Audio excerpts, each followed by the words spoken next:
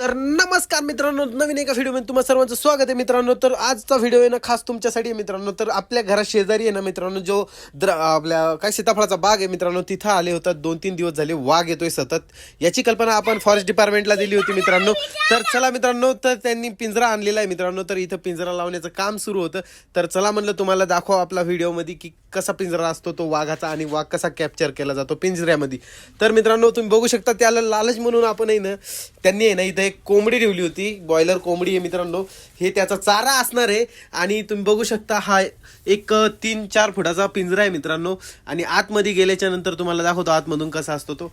तर तुम्ही बघू शकता, डायरेक्ट इथं पाय दिला वाघाने.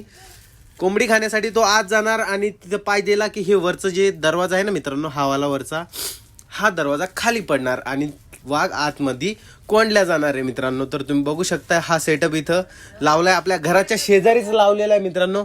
तर मित्रांनो, वाघाचा आपल्या घरा शेजारी सतत असा वावर सुरू होता आणि आपल्या घराच्या शेजारीच असा लागून बाग आहे सीताफळाचा आणि त्या बागाच्या तिथं वाघ सतत येत होता. त्यामुळे ना याची कल्पना फॉरेस्ट डिपार्टमेंटला दिली. त्यांनी लगेच येऊन इथं पिंजरा लावला मित्रांनो. इथं पिंजरा लावायचं काम सुरू होतं आणि असेच पिंजरे आजूबाजूला आहे आमच्या.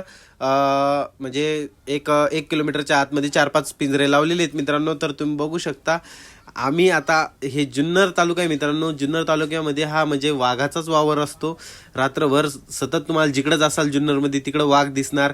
तर मित्रांनो, जर तुम्हाला वाघ बघायचे असतील असे आमने सामने, तर जुन्नरला तुम्हाला यावंच लागते आणि वाघाची एकदा भेट घ्यावंच लागते मित्रांनो.